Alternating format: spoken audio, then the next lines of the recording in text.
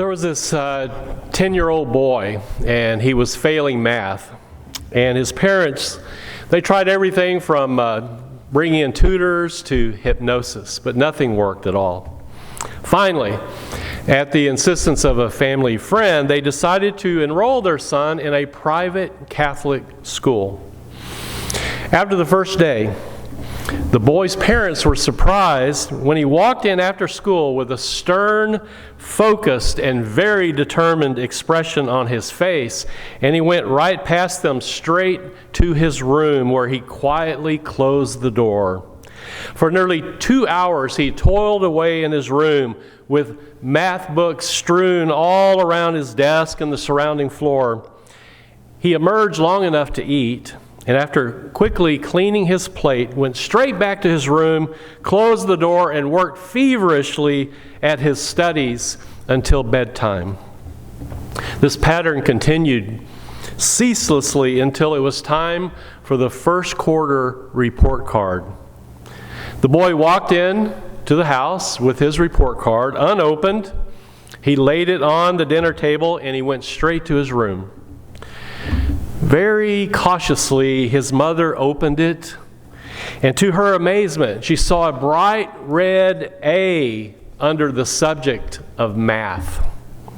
Overjoyed, she and her husband rushed into their son's room, thrilled at his remarkable progress. "Was it the nuns that did it?" the father asked. The boy only shook his head and said no. "Was it the one-on-one tutoring? The peer mentoring?" "No." "The textbooks, the teachers, the curriculum?" "No," said the son. "On that first day, when I walked in the front door and saw that guy nailed to the plus sign, I just knew they meant business." That was a totally inappropriate joke.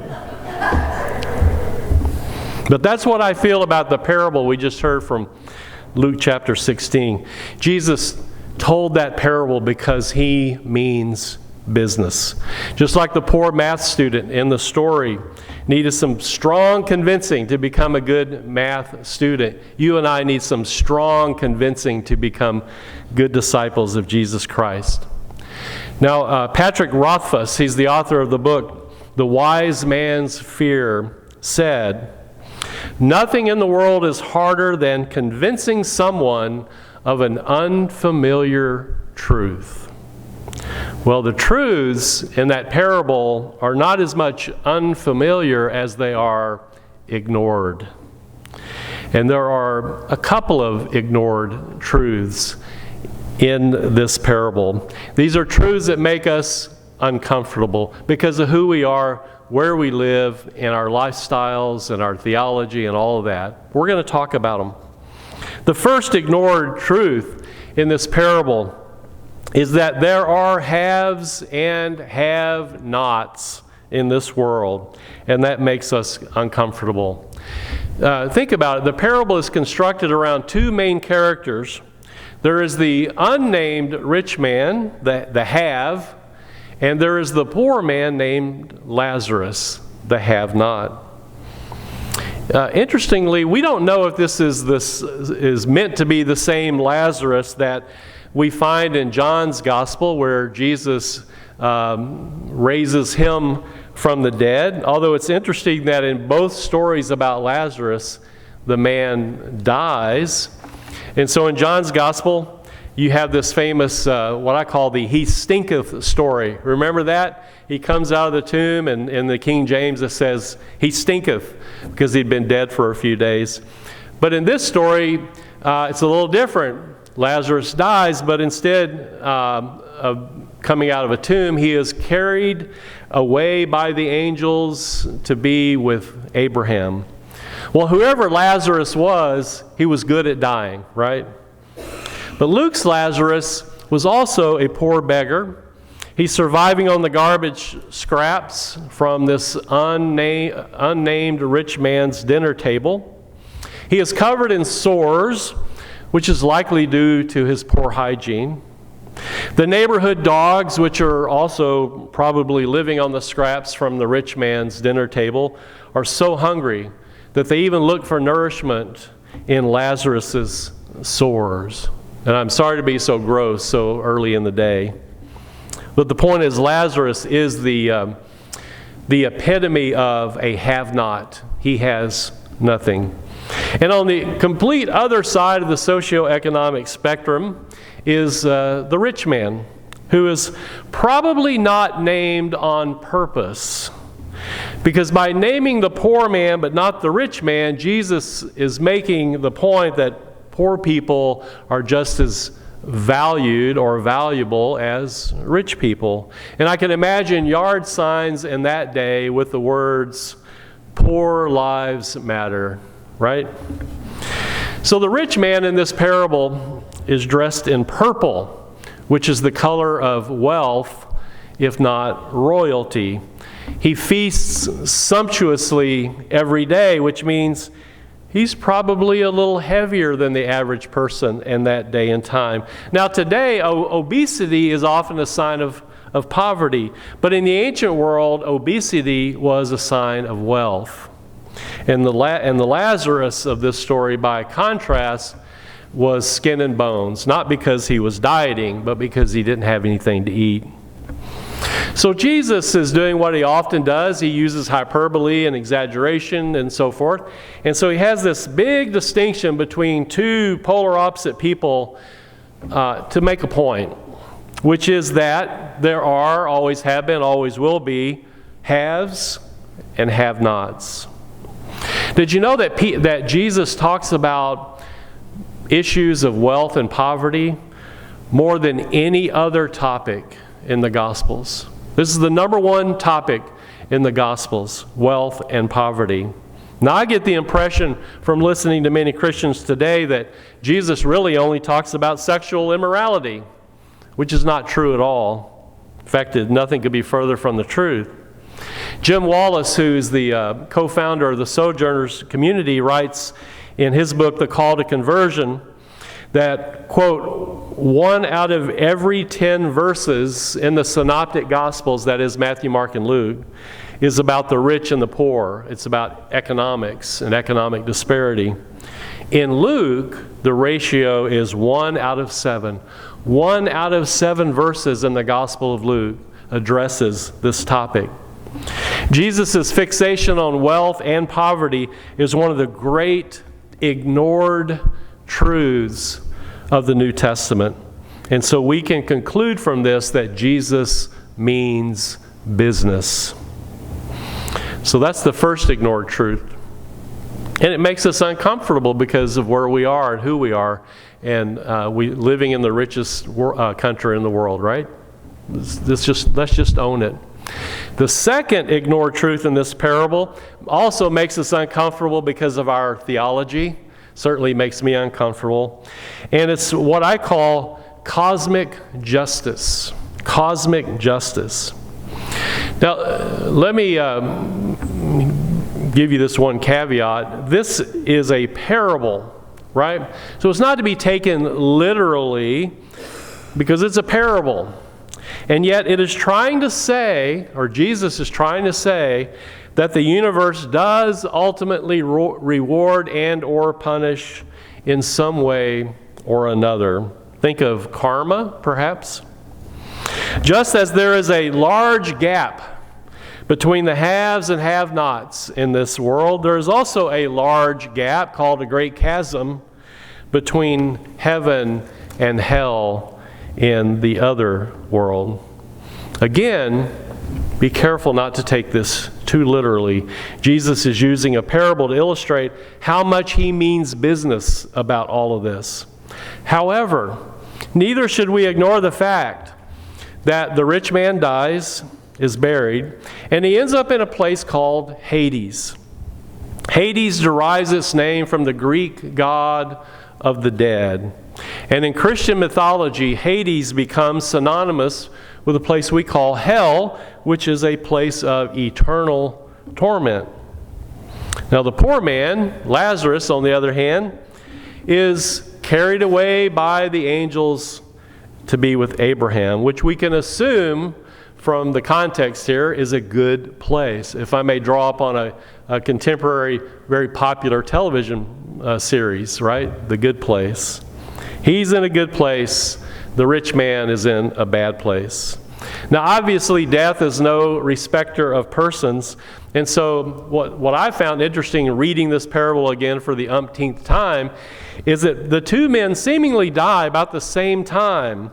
Maybe one man died of obesity and the other died of starvation. We're not told. But they die about the same time. And the imagery in this parable is really profound.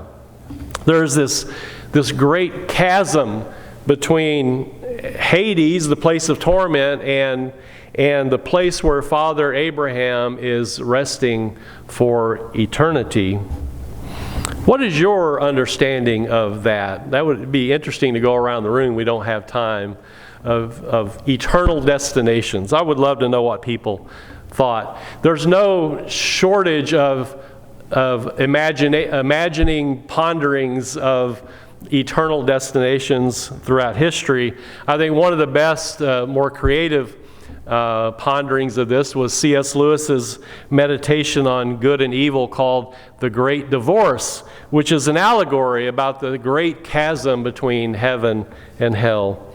Anyway, we all have our views about that. But the rich man in this parable is tormented in two different ways. First, he is tormented by this unreachable distance between him and Father Abraham and Lazarus. He can't get there. Have you ever been frustrated because there's a space between you and where you want to go and you just can't get there? He's tormented by that because he can see Abraham and Lazarus. But secondly, he's also tormented by the flames. And this, of course, this is one of those passages where people come to a conclusion that hell or whatever is a place of eternal flames and so forth. But he is so desperate from this, and he's so desperate for relief of these tormenting flames that he begs Abraham to send Lazarus to him with simply a drop of water on the tip of his finger so that he can put it on the tip of his tongue to relieve some of his torment. That's how desperate he is. Can you imagine, though, literally what would happen to a drop of water on a fingertip in a place like that? It wouldn't be there, right? So, again, kind of put aside all the literalness of this and get to what this is about. And the message is clear. The poor man is rewarded and the rich man is punished. But why?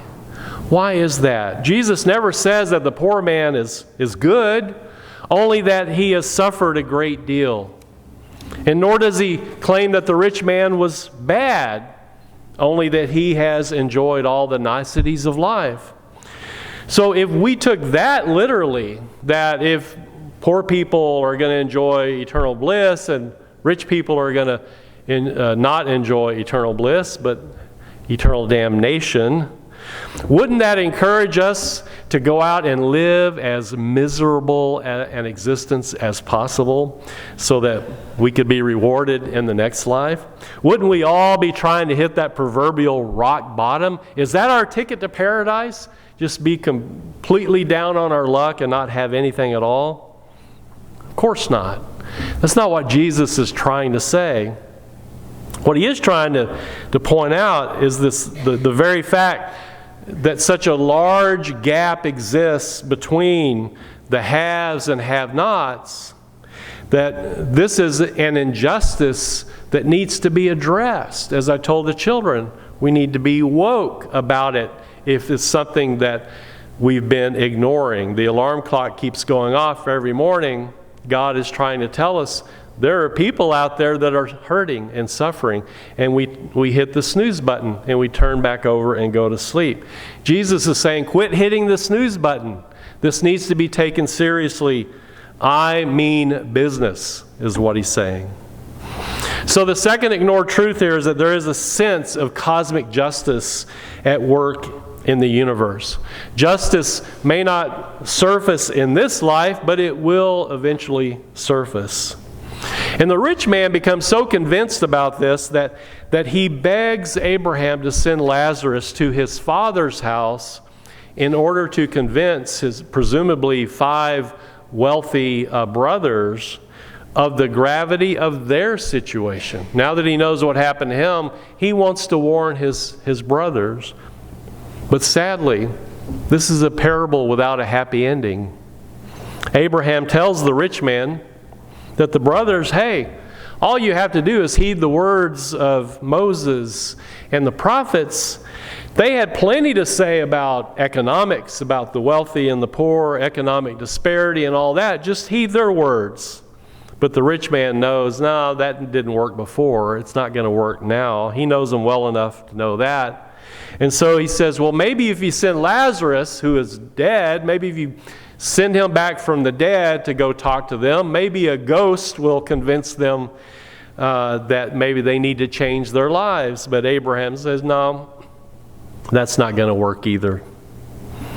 The point is, ignored truths, things that we know are true but we are uncomfortable with, these things are hard for us to swallow, no matter how convincing we might argue or have someone argue to us.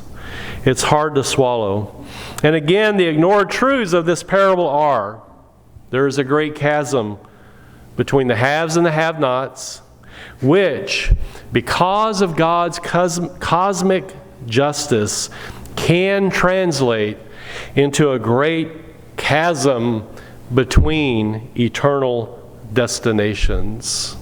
I'm sorry to tell you that. This is not an uplifting, inspiring, feel-good story. It's not a beautiful picture of the universe, but nor is it literally true. Just say that. But it does mean, however, that Jesus means business. And if he means business about the injustices, the inequities, the ignoring of the poor people that laid at people's gates, things that he witnessed in the first century, imagine what he would say to us today. Perhaps you and I should mean business as well. Amen.